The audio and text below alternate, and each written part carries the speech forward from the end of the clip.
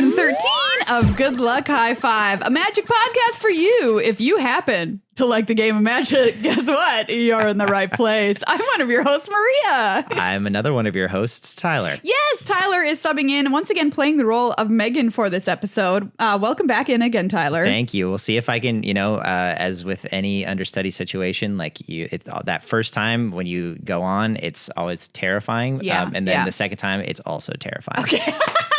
Are you terrified right now? Yes. Real talk? No, not. Which answer would you like? What do you mean? I want your real answer. I'm not terrified. All right. Okay, but I do feel the weight of responsibility that has been placed upon me for sure. Yeah, it is a great weight to carry the Good Luck High Five crown on one's head. Heavy is the head, as they say. that wears the crown of podcasting. And in podcasting, our crown is our headphones. Yes. And sometimes they are heavy, so it's quite literal. Yeah, very true. Oh. Anyway, Tyler's here filling in for Megan once again, but she will be back next week. And on this episode this week, we're very excited to talk about the World Championship coming up this very weekend. Very exciting. World Championship 30, or XXX, as it may be called in some circles. Hashtag Vin Diesel. Yeah, if Vin Diesel shows up this weekend, I mean... that will be something that has happened. Fingers crossed. He could just walk in and be like, I heard someone call my name. That was a spookily good impression. That was spot on. Yeah. Nobody can do a better Vin Diesel. That's it. I'm planting my flag in the sand. That is the best Vin Diesel impression. Somebody's playing magic. I apologize to Vin Diesel. Don't hate me. But yes, coming up this weekend, Friday, Saturday, Sunday, over on twitch.tv/magic, you can tune in to watch World Championship 30. Live from Las Vegas, it's also MagicCon Vegas happening at the same time this weekend. It's sold out, I believe. In most cases, most badges are sold out. So that means we're going to have thousands and thousands of people in the Las Vegas Convention Center celebrating the best game in the world and also having the World Championship going on this weekend. But what exactly is happening at the World Championship, you might be asking yourself. And we've got the answers for you. Going to walk you through who's playing in the tournament, what's at stake, what formats they're playing, what are the top decks, so that when you tune in, you understand you've got a great groundwork set for you to watch the broadcast and just have a great time kicking back with your plate of pizza rolls. Sponsor us, Totino's.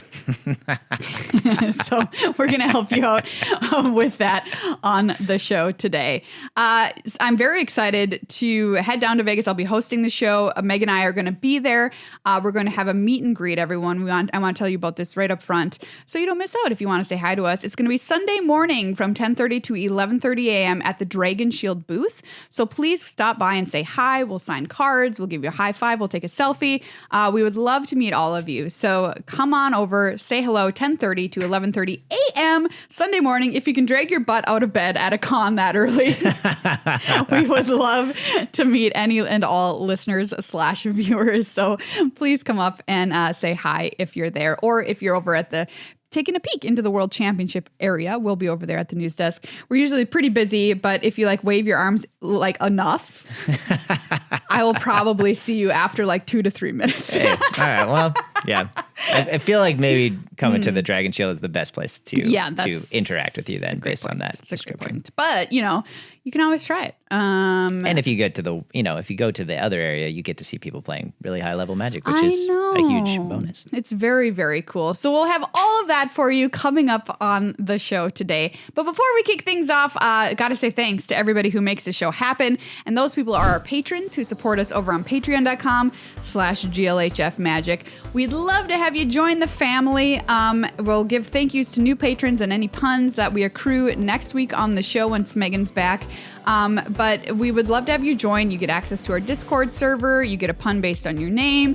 You get access to early episode releases. You get ad-free episodes if you watch them on Patreon, which is very nice as well. So a whole bunch of different stuff we offer at different tier levels. But the number one thing I would say is that you're just supporting creators whose work that you enjoy, which I think is just very important. And you're all so important to us. So if you would like to become a member of our family, please check us out, patreon.com/GLHF Magic. Shout out as well to Card Kingdom. You can check them out on the internet at cardkingdom.com/GLHF. That's the link to use to buy whatever you need for your magical life. Right now, you can pre-order foundations. I mean, feels like Duskborn just came out, but here we are.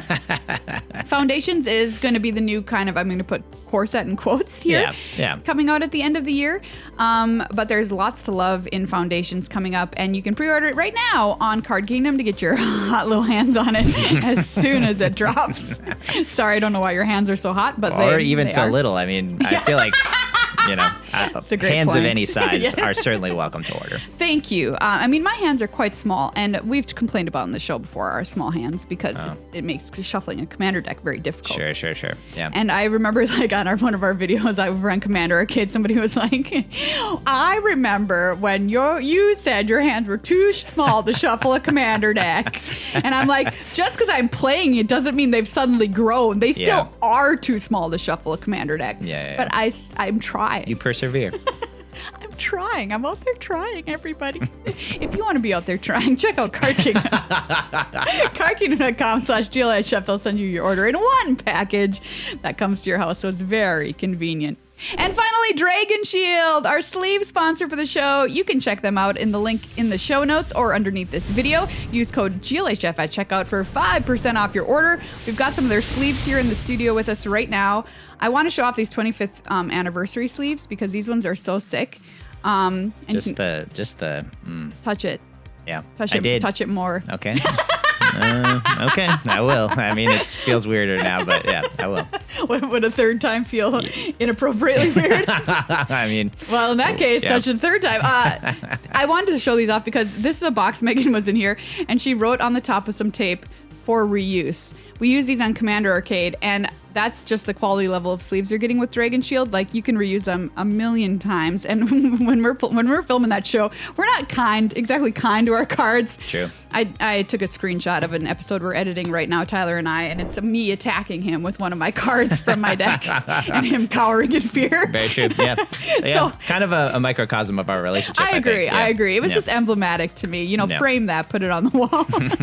But you can attack your friends with Dragon Shield cards, and they'll still be good at the end of the day and perfect for reuse. So check them out. Their cards get you through anything, and you can reuse them a number of times. They also have their brand new Gremlins sleeves as well. Dexterity foul. But we talked about these on the show last week, and thank you to everyone who posted some Gremlins memes in our Discord as we were talking about the joys that our Gremlins do. Just delightful. I had a guinea pig when I was a child named after Gizmo. Oh, that's so cute. Yeah. Did he eat his friends? No, but I won't speak about the end that he came to. Okay. He escaped into the wild. My brother may or may not have been involved, and we'll just leave it there. But I like to think that Gizmo, while they were with us, really lived a beautiful life. And perhaps started a whole new colony out there in the forest. Yeah, I like to think, yes, that they discovered what true freedom was. Yeah. Beautiful. Discover what true freedom is. Shop at Dragon Shield. Do you like your childhood traumas being turned into advertising slogans? Yeah, I have mixed feelings about that. Okay, well, yeah. we'll suss it out after the episode. Yeah, perfect. Let's talk about the World Championship, kitty cats. Coming up this weekend, twitch.tv/Magic Friday, Saturday, Sunday, 3 days of greatness happening concurrently with MagicCon Vegas, which is a wild party if you've never been. It's just a great time. And very happy to be able to be back at the host desk talking about Magic and seeing the best players in the world play it. Some basics for you to catch you up on what's going to be happening at the World Championship is we got 114 players, more or less. Some people might not show up. You never know. Flight problems, whatever. But in the neighborhood of 114. In the neighborhood, 114, which is a large field for the World Championship. Very large. Historically, and over the last couple of years, too. It's been a much smaller, like 30-some players, and now it's 114. So that's pretty exciting. So we've got people here who have done well at tournaments, top 8ing the Pro Tours across the year. We have regional champions. People have come in first and second at a lot of those tournaments, joining us at the World Championship. And of course, just the huge prestige of it being the capstone tournament of the season, getting to call yourself world champion and getting your likeness featured on a Magic card for the future, which is pretty cool. Yeah. a priceless prize. What kind of card would you design, Tyler, if you were world champion with your face on it? Gosh. It would have to be like a signpost uncommon, I think, for sure. Oh, perfect. I'd have to think about it.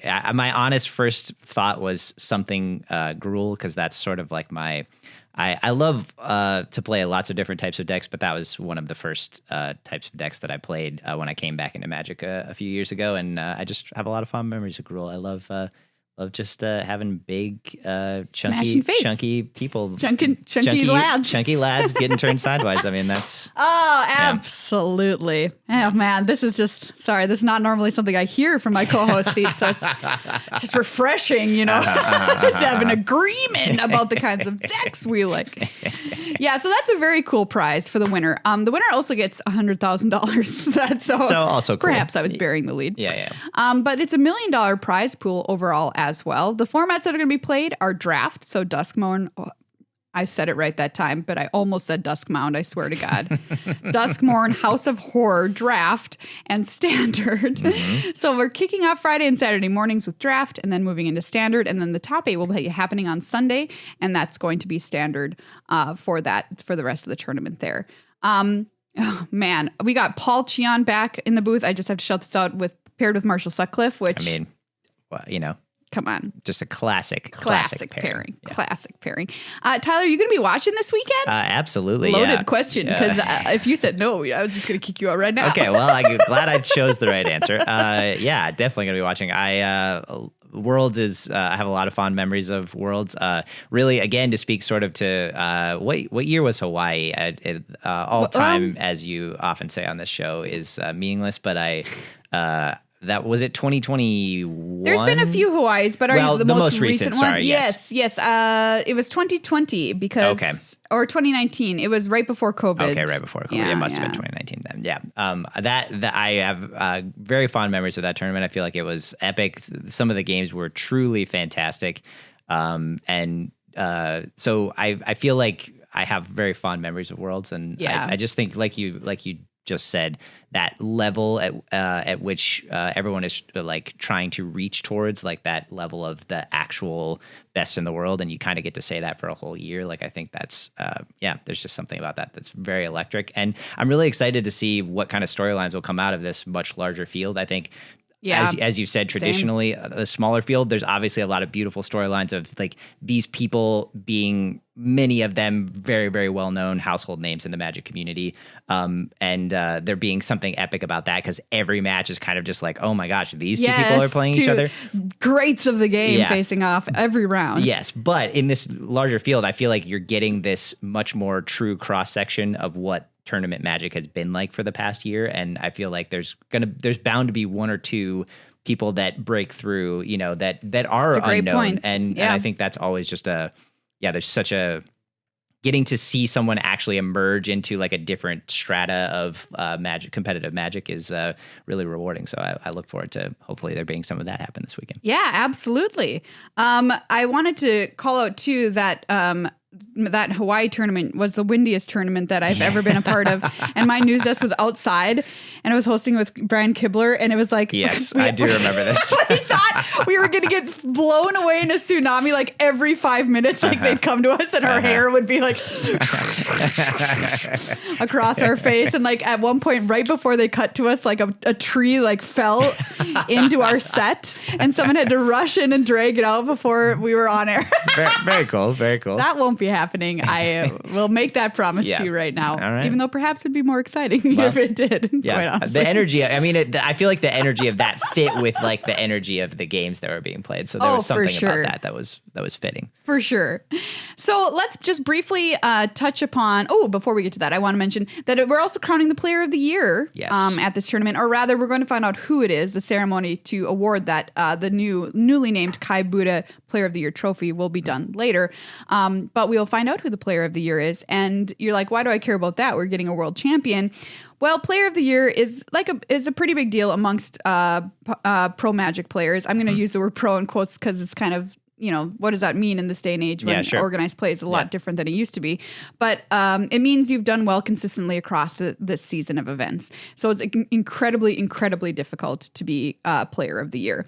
So we're going to find out who that's going to be as well. And we have a very exciting race as far as that is concerned that we'll talk about a little bit later in this episode. First, though, we're starting each morning off with a draft. And Tyler and I went in a deep dive, on a deep dive, whatever preposition you prefer, about draft a couple episodes ago. So if you want to learn more about that, you can check out that episode. But Tyler, you are a draft master, an arena millionaire. And I feel like whenever you help me out in draft is when I win. And that's very kind of you to say. I just want to know, since we talked a couple of weeks ago, has anything shifted as far as people are thinking about draft? I don't feel like there have been massive shifts, at least in the general, view of things. I think the shifts that have happened have been more like people saying like, hey, let's try out some of these other less played archetypes, like maybe some of the more controlling decks in the format. Dimir specifically being like a color combination that doesn't see a lot of play. But I don't think that anything has changed in terms of like the broad consensus that it's a very deep format. It seems to be surfacing it as many people's, one of their favorites, at least in recent times and maybe of all time. So I think the thing I'm most excited for to see these pro players set down at these tables is just what has in this very deep format, like are there people that are going to be biasing towards colors, or is there has there been like a real commitment to to use Ben Stark's terms, like drafting the hard way. I think like that, I think drafting the hard way, like such a classic concept in draft, but has fallen a little out of favor in recent times because I think there just often is something that maybe is a little bit better and is worth biasing towards, at least in some regard. And so, I'm curious to see if there'll be any hidden strategies. Have people come up with some decks that just haven't been seen that much in draft before, in their testing. I think there's, there is always the possibility when these people get together in these testing houses that they've cracked something new. But I'm mostly just curious to see in a format that is very balanced. What is that, what is sitting down at one of those high level tables look like? We've been getting an inside view to some of these testing houses as well on social media. Players have been posting pictures of them and their teams inside their houses. Andrea Mengucci posted some photos from Team Worldly Council's testing house the other day. And what it included was what he had bought out at the store for them to feed them for the week. So it was like a shelf full of pasta and pasta sauce and Gatorade and then boxes of Magic cards. Yeah, the basic food groups like starch and Gatorade. And cardboard. Those three things. Yeah, which is itself, somewhat starchy, I feel like. Indeed. When you think about it, What do you think carboard is a carbohydrate? I suppose it depends on the type of cardboard. The truth is I have no idea, but it, there would be, it would be Googling beautiful. It. It was, yeah. Well, Google wants to tell me in no uncertain terms, no, cardboard is not a carbohydrate. All right, fair enough. Well, asked and answered, I guess. Moving cardboard through your body would require more energy than you'd get from the cardboard. So what they're saying is it's a diet strategy of some kind. Yeah. We are not a medical podcast. Do not take medical advice. Please don't eat cardboard. But he was showing some pictures of himself stirring big pots of spaghetti and stuff. And I'm like, oh, these racers ready to go. Yeah, truly. Mangu's in the house cooking up some great cooking for Team Worldly Council. Yes, I think if you missed our draft episode, basically the consensus is that you can pretty much do what you want. The colors, their win rates are essentially even. And people are drafting successful decks across all sorts of color pairs, sometimes dipping into 3 colors, etc. So basically anything could be done. So like Tyler said, the main thing we're looking forward to is seeing, is somebody actually going to bias themselves into a color pair? Are they going to go hard on blue and white and say, hey, I want to be this deck. I want to be the eerie blue-white deck. Or are they going to be like, hey, you know what? I'm going to let the colors Whatever flow. comes my way, is what I'm going to take. So I am so excited for draft on Friday and Saturday mornings. That's not when generally most people tune in.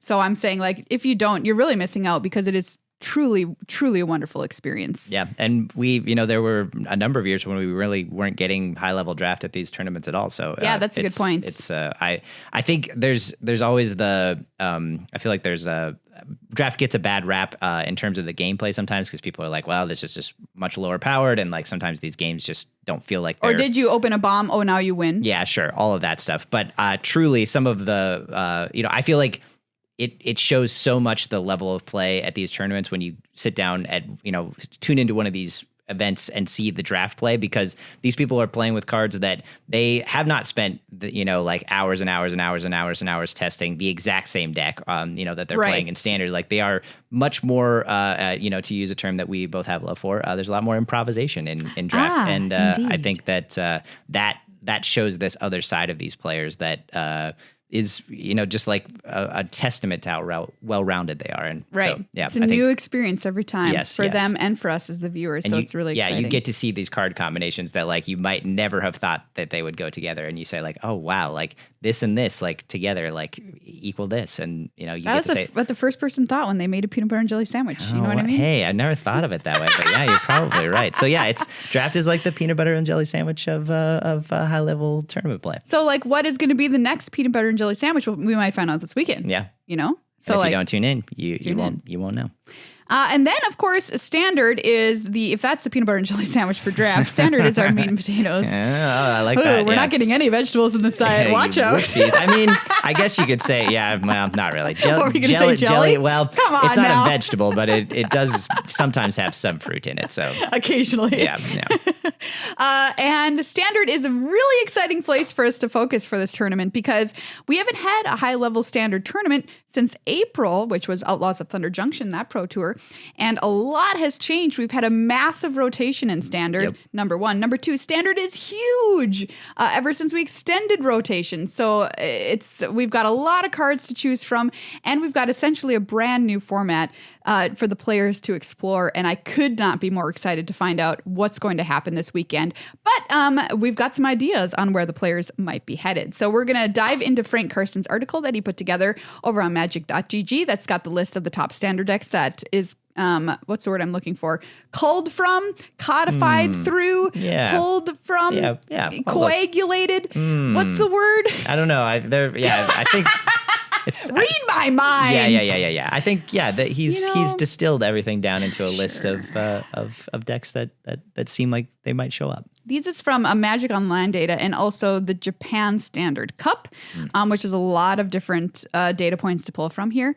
So the number one deck that most people are playing and most people are winning with currently is a new deck, Gruul Prowess, which has sprung onto the scene with might unseen in many days. I mean, that's really true because this deck has a turn two combo, which I think that it has been a long time since that's been a thing that is available in standard. At least that's not, that is in a reasonable thing that's available versus like those images that you always see on Reddit that have like 8 cards and it's like this plus this plus this plus this plus this plus this. And you're like, okay, cool. It's like, this will happen. You'll have to spend like a couple days playing the deck before you get to see that combo, but you'll have to be very adept at lucid dreaming, to be able to put that one together in your brain. Which is a secret to a lot of things. You know what I mean? Like, you can have whatever you want. Just become good at lucid dreaming. This deck is a lucid dream that sometimes comes true. You mentioned the turn 2 kill, which is a really cool thing. This deck is hyper aggressive that it can do with the aid of these cards. Leyline of Resonance needs to be in play. So this is one of the new ley lines, everybody. This is 2 red. If it's in your hand, you just get to put it onto the battlefield, which is a cool thing about ley lines. And this one says, whenever you cast an instant or sorcery spell that targets only a single creature you control, you get to copy the spell and choose new targets for the copy. So that's going to double a lot of things that you want to double in this deck because this deck is doing a lot of smashing and a lot of playing really cheap spells that are great when they are doubled. So step 1, you've got Leyline of Resonance in play, okay? The turn 2 kill. Step 2, you're going to play Cacophony Scamp. Just a little scamp. This guy's a little 1/1. You're like, wait a second, we're getting to 20 with this 1/1. You bet you are.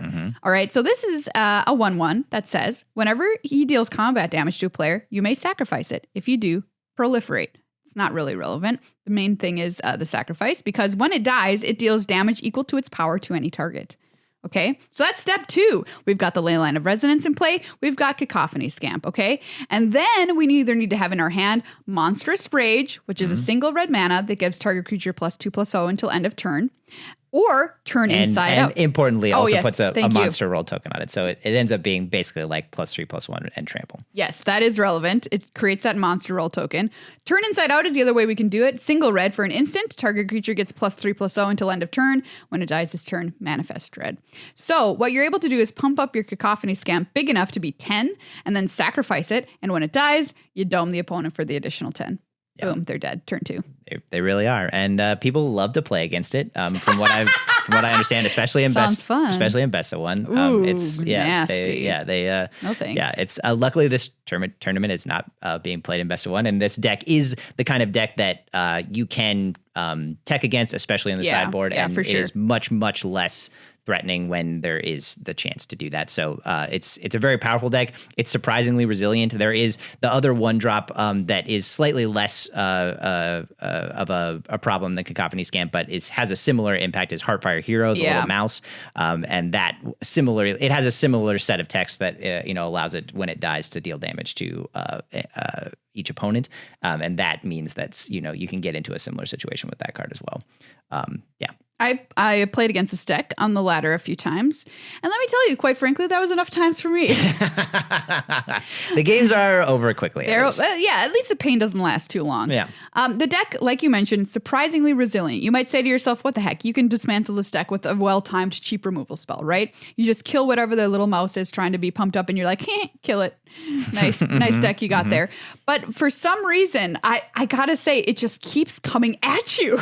Yep. I mean, truly turn inside out. I besides the turn 2 kill, that card is huge in this deck. Yes. Because you get to manifest dread, hopefully manifesting maybe even another mouse or another one of these creatures that you want that have prowess, and you just turn it face up and you start the whole cycle all over again. Yeah, it has. Yeah, also the Gruul version has Snakeskin Veil as well, which can allow you to play around. I would say usually need like 2 or 3 pieces of removal to feel like 100% safe against this. I agree. This deck. It's more resilient than it might look. At first glance. Yes, for sure. So that's the reason to play green, is we're protecting creatures easily with Snakeskin Veil. The other piece of resilience this deck has, which I think is really impressive, is the card Urabrask's Forge, which is 2 and a red artifact. At the beginning of combat on your turn, put an oil counter on it, then create an X1 red Phyrexian Horror creature token with trample and haste, where X is the number of oil counters on the Forge, and then you sacrifice the token at the beginning of the next end step. But the point is, this keeps ticking up every turn. Yep. And even if you've killed all of their creatures, guess what? This Forge is going to keep going up, and it's going to keep giving them an attacker every single turn, no matter what you do. And it is one place where the Scamp's proliferate ability is actually relevant. Good call. Proving me wrong. I'm going to put that in the check mark in the minus column.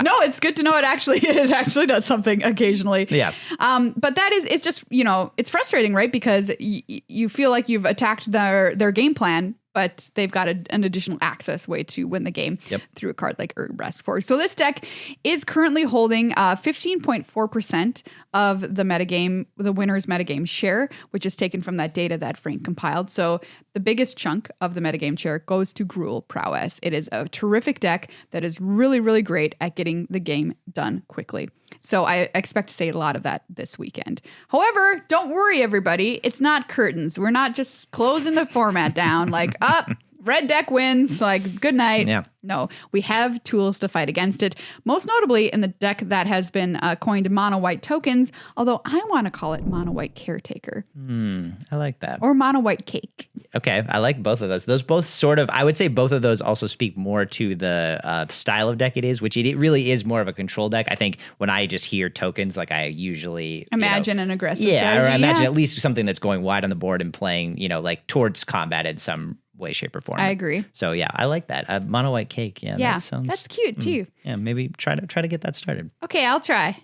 I will be voted down, but I will try. So Tyler, tell me about this bad boy.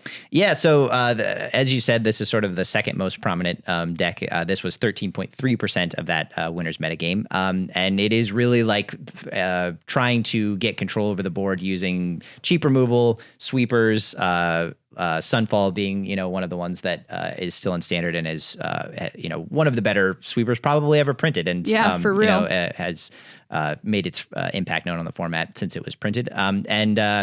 Things that really get you ahead on the board, or not ahead on the board, but ahead in the game. If the opponent is playing like a creature-based strategy, it is at its best in those situations. Let's say against something like the Prowess deck, where the opponent needs creatures on the board in order to win.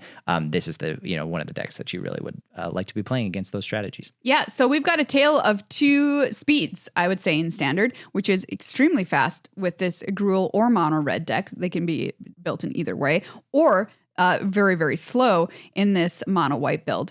The reason I want to call it mono white caretaker or mono white cake is because of the brilliant engine it has developed with the card Caretaker's Talent. This card, if you told me this would be in a control deck, I would be like, what are you talking about? Agreed. But here it is, and it is fabulous. Do you remember this card from Bloomborough? It's so cute. 2 and a white for this little class card. Level 1. Whenever one or more tokens you control enter, draw a card. This ability triggers only once each turn. Oh, thank God we're playing 4 copies of it. Level 2. When this class becomes level 2, create a token that's a copy of target token you control. And level 3, for 3 and a white, creature tokens you control get +2/+2. So, what you're able to do with this deck is use cards like Caretaker's Talent in conjunction with cards like Carrot Cake. Are you kidding me? This is in a control deck? I know. Very cool. It's so cool and weird. Carrot Cake, of course, is going to make you those little 1/1 white rabbit creature tokens. And let you scry. And then, of course, with Caretaker's Talent, you get to draw cards every time you're making tokens. You get to use it to copy tokens. And then your tokens are all 3/3s. And that's starting to get pretty scary for your opponent. This deck also plays the card Fountain Port. This is a land, which you can pay 2 to sacrifice a token to draw a card. But more importantly, you can pay 3 and tap it to pay a life to make a 1/1 fish. You can also tap it to create treasure tokens. But the point is, you've got the engine now, right? Yep. If you've got a Fountain Port in play, you've got Caretaker's Talent. You're just drawing cards endlessly. And let me tell you what a control deck likes to do. Draw exactly cards that. endlessly. Then you can play your Sweeper, which Sunfall also makes a token, by the way. True enough. Which lets you draw a card from Caretaker's Talent. And you can stabilize with the help of cards like Beza the Bounding Spring, which is the 2 white for that 4/5 that lets you gain life and make creatures, etc. Draw cards if your opponent is beating you on any 3 of those axes in the game. So that's very good as well. So yeah, easy interaction early on, and then eventually stabilizing by drawing a million cards through Caretaker's Talent. Eventually, they all become 3/3s, whatever they are, fish, or if they're rabbits, whatever, and then you win that way. Wow. The only other thing I'll mention is that the deck does often play a few copies of Imidane's Recruiter, and that card from Wilds of Eldraine. Yeah. Which was a draft all-star, just probably like a mistake to print it to draft, honestly.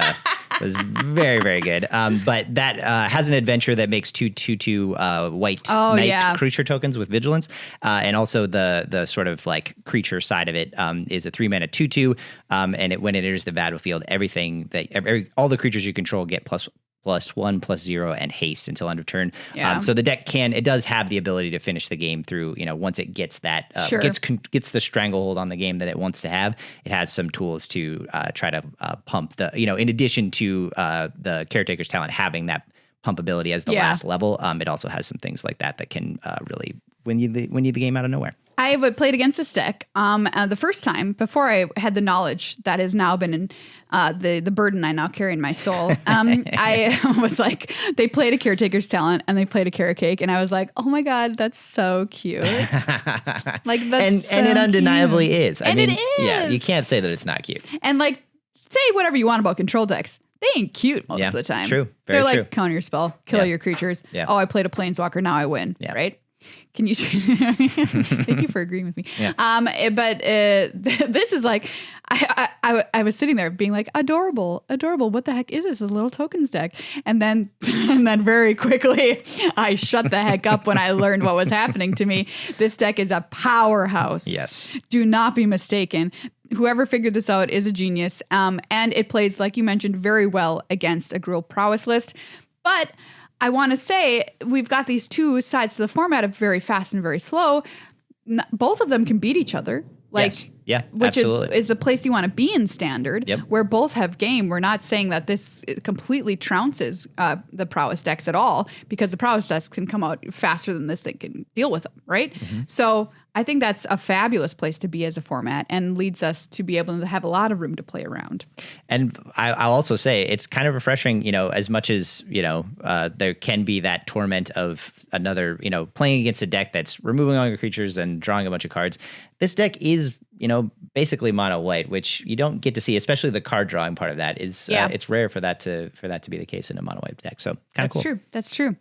Let's talk about deck number 3, which is a very, very cool deck. And we haven't seen anything kind of like it in a really long time, which is Azorius Oculus, occupying 9.4% of the winner's metagame share.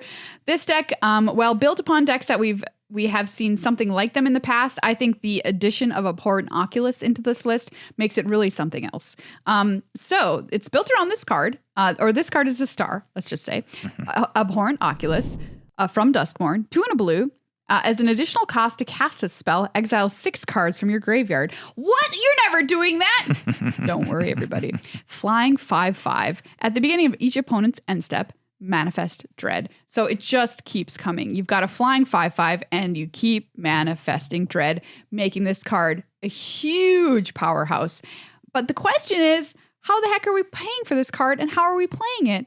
Oh, don't worry. Don't worry, little one. We've got lots of tricks up our sleeve here in Azorius Oculus. Have you seen this deck about, Tyler? Yeah, it's so the tricks that you're speaking of that are up the deck sleeve, I would say the deck sleeve. Get it? Because it's in the sleeve. I like that. That's nice. Oh, that's really nice.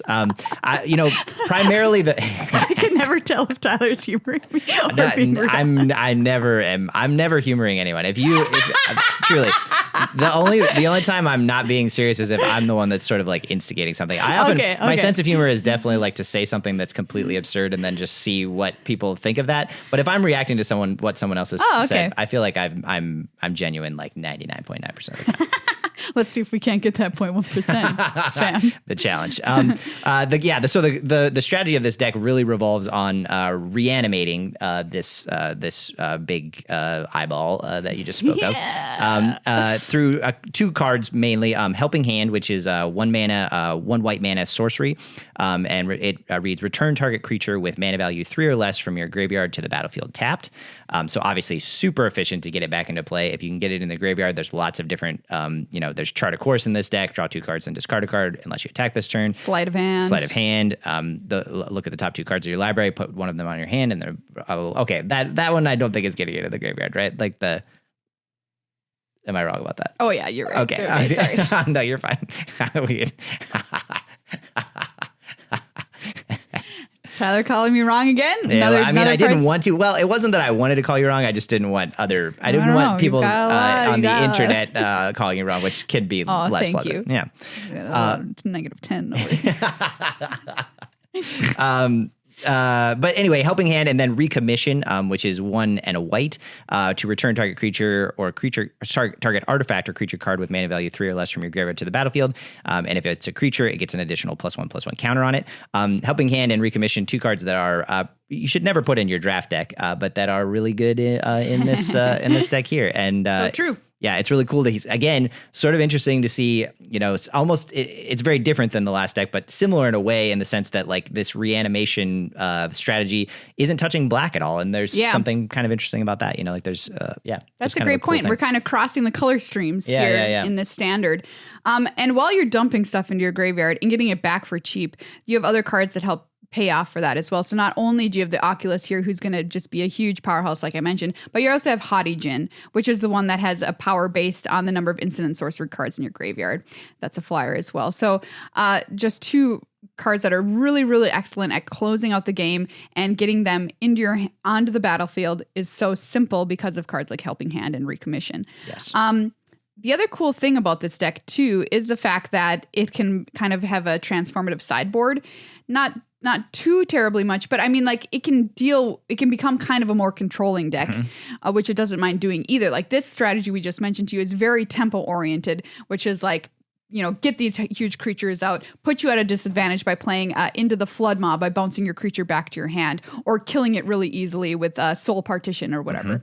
But it has 3 copies of Temporary Lockdown, 4 copies of Negate in the sideboard, which I played against this deck. And spoiler alert, I was playing a creature deck and they sided themselves into a control deck. And what could I do? So that's a pretty cool thing about this deck. It's very flexible. Yeah.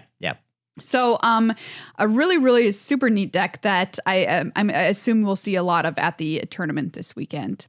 The next one we want to touch on is Golgari Midrange. So this one is coming in at number 4 is in the Winners metagame, and this has a 9.4% share. Oh, excuse me. I said that was Oculus. Oculus has 11.2. Golgari Midrange is 9.4% of the Winners metagame share. And this deck is so fun to play, but I don't think... Okay, just personally, I don't think it has the power to really hang with these 3 that we've mentioned right now. But I think it's so cool that I'm sad about that. And maybe Reed Duke will do me a solid and play it this weekend, because definitely his kind of style deck here we got going on. The card I want to call out here as being a real highlight is the card Mosswood Dread Knight, which... How can you not love this card? It does everything you ever want, and it escapes being swept away forever with sweepers or kill spells. This is the 3/2 little trampler that when it dies, you can cast it from your graveyard as an adventure on the next turn. And the adventure is you draw a card and you lose in life. And once you've done that, well, guess what? You can cast your Mosswood Dread Knight again. So kind of cool. So real grind fest. It really is. Over here in black green. Just playing basic good cards. And getting value. So you're running Shoulder the Apocalypse. Like, that's a great card. Put it in the deck. You're running Liliana of the Veil. Great card. Put it in the deck. You're also running my personal favorite card in Standard, which is Caustic Bronco. Bronc Confidant. You might ask, is that why it's your favorite, Maria? Because you can call it that? The answer is mostly yes. Which is, you're allowed to have your own reasons. Oh, thank you. Yeah. But also because it's so cool. So this is the one where you can saddle it and then deal damage equal to your opponent, equal to the card's mana value that's on the top of your deck, which you then draw.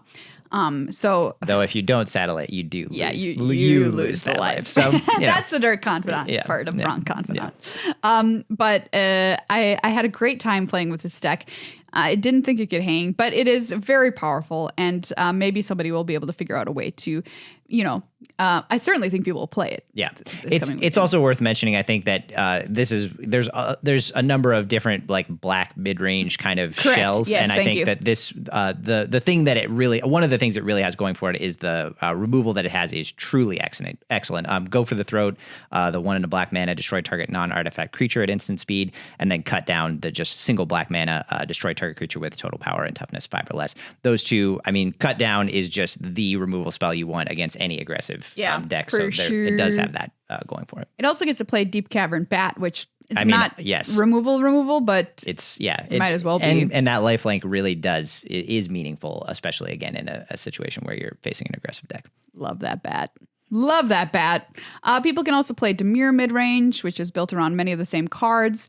Mono Red Prowess is coming in at number 6, which is very similar to Gruul Prowess, but we're not couching ourselves with those green protection spells. Yeah, it's a little more all in on that. That aggressive strategy. Yeah. Domain Ramp is coming in at number 7, and Domain Ramp has been the name of the game in Standard for a while. A very, very powerful deck built around Atraxa, the Grand Unifier. And it's still a deck. People can still play it, and it does seem very, very powerful yet. It's built around, like I mentioned, Atraxa, which, in case you don't know what this card does, get ready, 7/7. It costs 3 green, white, blue, black to play. Flying Vigilance, Death Touch, Life Link. When it enters the battlefield, reveal the top 10 cards of your library. For each card type, you may put a card of that type from among them into your hand. Put the rest into your on the bottom of your library in a random order. But you're able to just ramp really, really quickly with this deck.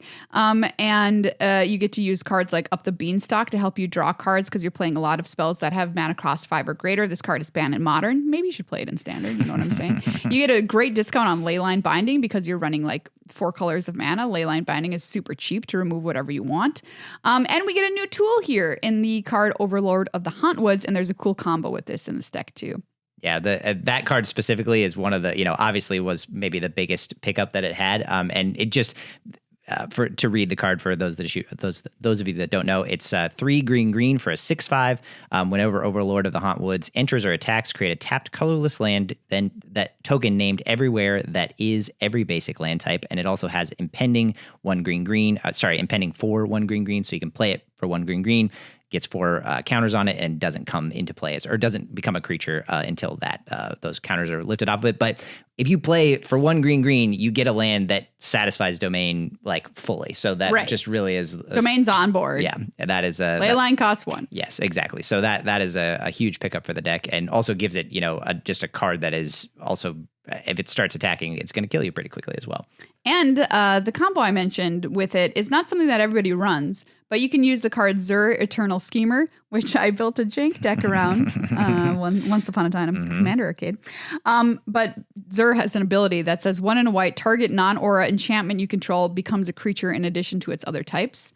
So what happens is, even though there's impending counters on this thing, it don't care. It's still a creature. So boom, you can turn your Overlord into a giant 6/6 for just 1 and a white, which is pretty cool. Pretty cool. So people might do that this weekend. We'll find out. But let's talk about number 9 on the list, because we can't let it go. It's my favorite deck of the format. We got to talk about Boggles, everybody. It's playable in Standard. Hey. Azorius Enchantments.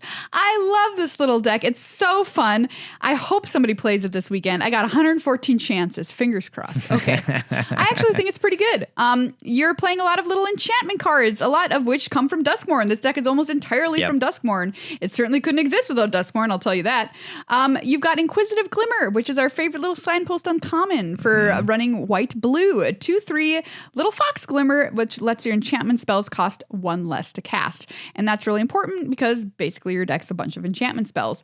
You've also got Gremlin Tamer, another of the signpost uncommons from Azorius in this deck, which lets you make little gremlins whenever you play an enchantment spell. You've got Entity Tracker, which is a way to draw a lot of cards. It's got Flash. It's a 2/3, and whenever an enchantment you control enters, you draw a card. So you're drawing a ton of cards through that, and the card Enduring Innocence, which is everybody's favorite Sheep Glimmer. And you are putting tiny little enchantments on all of your creatures, like Ethereal Armor. I mean, great card. God, it's a great card. You've also got, what's the name of this one? Optimistic Scavenger. This is a single white mana for a 1/1. So when you play an enchantment, you can put a +1/+1 counter on target creature. So you're pumping up your creatures with Optimistic Scavenger. You're making them cheaper with your little Fox Glimmer, Inquisitive Glimmer. You're drawing cards with Enduring Innocence. You're drawing cards with Entity Tracker. You're playing your cheap enchantments, Ethereal Armor, Fey Flight, which also gives your creature hexproof, so you're able to protect them. Sheltered by Ghosts, which deals with something from your opponent's side of the battlefield for a single white mana. A Shard Mage's Rescue, giving your Boggle hexproof when they try to remove it. I mean, it's just so fun, and it can kill people out of almost nowhere as well, which is really, really cool if you got the right string of creatures and enchantments to play. I will say that, much like Boggles, it requires you to have a good draw. Yeah. And the only sad thing about this deck, I would say, is that so many of these cards are also, you read a lot of these cards and just mentioned the enchantment part, but they also do mention rooms, and the deck does not play. That's rooms. True. At least most of the time. So I'll be curious to see. Yeah. I mean, somebody puts a room in there just for funsies. Just to say, there were some decent rooms. Obviously, they maybe are not as streamlined as this deck needs, but it's interesting that so many of these cards from Duskmourn do reference rooms and enchantments, and the rooms just didn't quite make the cut here. I love this deck. I was playing it this morning. Total blast. Check it out if you are of my persuasion.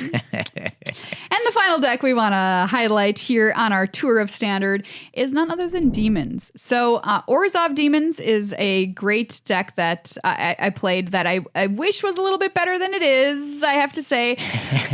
But I call it great because it's so fun that I think it should be. And it's got a super sick combo in it as well that can kill somebody almost just like many of the lists we've talked about today out of almost nowhere. And it's a very fun deck.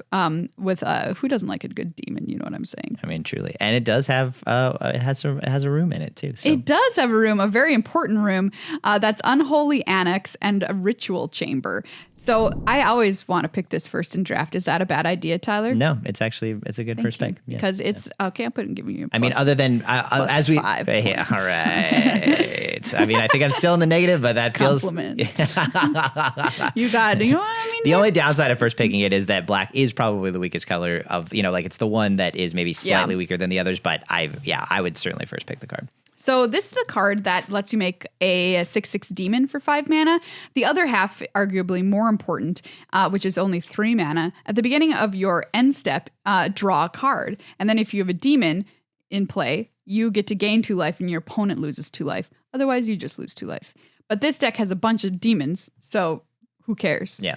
And you can just drain your opponent out like over time. Yeah. You can sit there and do nothing as long as you have a demon in play. They're not doing anything.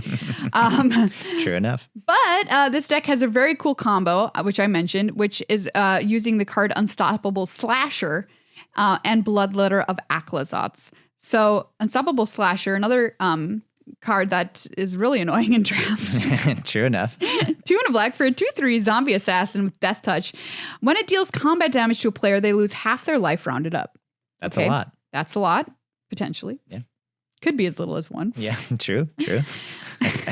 And you also have the card Bloodletter of Aclazotz, which is 1 black for a 2/4 flying demon, vampire demon. If an opponent would lose their life during your turn, they lose twice that much life instead. Boom, boom, you're dead. Yeah, very true. That's definitely scary, and I mean the curve is real. It's 3 into 4. Yeah, so you're like, right. you do have to, certainly playing against this deck, you have to be wary of the fact that that Unstoppable Slasher, It could happen. The next turn you might either have to block it or die. And if you try and kill it, it's just going to come back, because when it dies, if it has no counters on it, you return to the battlefield tapped under its owner's control with 2 stun counters on it. So yeah. She come back. Yeah, she come back. And, you're often burning 2 removal spells on it. Obviously, if you're playing depends on what you're playing. If you're playing a deck that doesn't care too much about the game lasting very long, a very aggressive strategy, maybe you can just wait for it to, maybe the stun counters are enough to keep it out of play for the rest of the game. But it's an annoying card. You also get to run Archfiend of the Dross, which is a 4 mana flying 6/6. Very good. And 0 drawbacks on it as well. Yeah. As just far kidding. as I'm concerned. Just kidding. It does enters the battlefield with 4 oil counters on it, and you remove an oil counter at the beginning of your upkeep. And when it has no oil counters on it, you do lose the game. So there is that. But an additional upside, whenever a creature an opponent controls dies, its controller loses 2 life. So I've definitely burned people out of the game with that ability on Archfiend of the Dross alone. Yeah. It adds up very quickly. Well, I mean, to be fair, come on, you're either dying to the 6/6 in the air or you're not. Yeah, very true. What I mean? Or you're killing it. Yeah, if you can't end the game in that number of turns, maybe that's on you. So true. So true. Of all the decks we've talked about here in our kind of preview of Standard, Tyler, which one calls to your soul the most? Man, that is a great question. I think I would honestly be on the Oculus one. I just am interested in the. I will say I think where you and I maybe differ in our play styles is I do like to. I shouldn't have said this out loud. I forgot I was being graded on a point system. I do like aggressive strategies. I also definitely like tempo strategies, and I think this deck feels like it plays like an interesting version of some of those mono blue tempo decks that have been in Standard for a little while and maybe haven't had a bunch of success, but that idea of a Hadi Djinn out early or the Oculus, and just having that out and maybe a little bit of interaction enough to keep it in play, and then getting the person dead that way. I like the thought of that for sure. Oh, absolutely. I think it's a strong choice for this weekend, for sure. So a lot of fun to explore in Standard. Very stoked for it. Now I'm going to talk briefly about the Player of the Year race, just to round things out in our discussion here, because we mentioned it's kind of a big deal. We have 8 players who are currently in the lead for this race. Number 1 being Simon Nielsen, who is if he makes the semifinals, locks up his spot for sure. Nobody can. Yeah, number 1 by a lot. By a lot. Yeah. And he's had an absolutely fantastic season, and he is currently our reigning Player of the Year as well. What the heck? So watch out. But hot on Simon's heels, Seth Manfield, Jason Yee, Javier Dominguez, Sam Party, Eli Cassis, Sean Goddard, and Yuta Takahashi. Get real. What a murderer's row of Magic players there. So I'm so stoked to see who's going to take home the newly renamed Kai Buddha Player of the Year trophy at World Championship 30. If I was going to give you this, we have these eight people. Mm-hmm. Are you going to take? This is your choice. Okay. You either get Simon Nielsen, okay, or you get these other 7. Oh man. I do think. Well, I will say. See, what's crazy is that you're taking time to think about it. I think do I think that do I think Simon's pretty likely to make the semifinals? I do. So I do think that maybe that is the way to go with it. Yeah, interesting. But I will take the 7 only because I am such a Jason Yee fan. Like I am just a Jason Yee. If Jason Yee has one fan, it is you. Yeah, that is probably true. I mean, Jason Yee has lots of fans, but I am definitely one of them. And I just.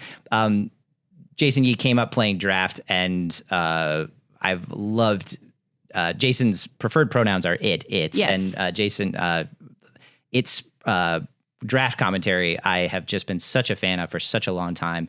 It is truly an amazing draft limited mind, and often comes up with strategies that are very, very different from what a lot of people are playing.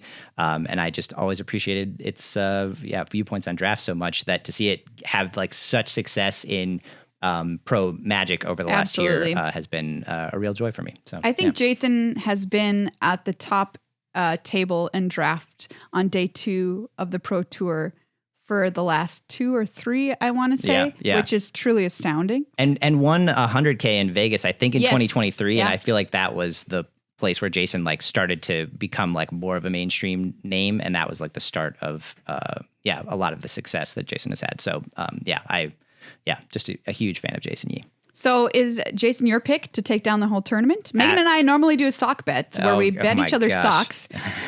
And whoever loses, gets, let's put it this way. Okay. Whoever wins gets socks from the loser. Okay. Now, has Megan ever paid up on this bet? The answer is no. Who's to say? I'm roasting her live on the air. Well, shoot. But, you now have an opportunity to get yourself some points back here, Tyler. Okay. If you lose and give me socks. Okay, fair. All right. But, I have a lot of opinions about socks, so save it for the producer segment. Okay, will do. I would. I'll say it this way. Number one, I think Jason is 100% a reasonable pick to take down the whole tournament. Absolutely. Number 2, I will certainly be rooting for Jason to take down the whole tournament. So for my own self-interest, I am going to pick Jason 100%. Okay, fabulous. Yeah. I shall be picking, Megan's not here, she's going to be so mad that I get to swoop in and pick Simon Nielsen to take down the whole tournament.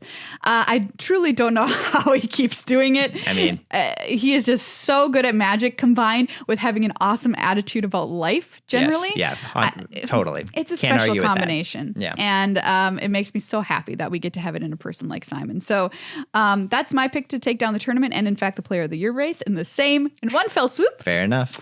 But of course, we've got an excellent field, and any one of them truly have a chance because they've proven themselves to get to this level of play.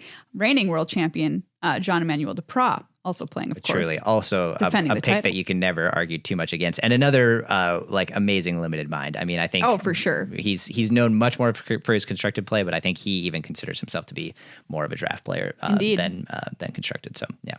All right, everyone. I hope you're as excited as I am for the World Championship. Hopefully, we get to have some special guests come on to the show when they hear this. That'd be cool. That's me trying to do the impression again, but I'm really failing at it. Oh, shoot. I see. Yes, Vin Diesel. Yes, Vin Diesel. Is that you? Is that such a magic? Why does he have a southern accent? I don't know. It also sounds a little bit like Bane from Batman.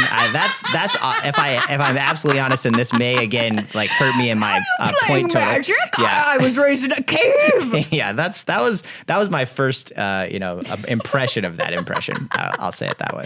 Thank you. Well, from Bane to Triple X himself, we might see somebody in the building here this weekend. I'm writing checks I can't cash here. Tune in. It starts at 11 a.m. on Friday and Saturday. That's local time, Vegas time, which is Pacific time. 10 a.m. on Sunday on twitch.tv/magic. Love to see you in chat. I'm in chat the whole weekend too, seeing all the horrible things all you people write. And also also some lovely things Yes, too. lovely things. It's both. The listeners of this show are only lovely. Yes, they know that much we you can all all agree know on. that.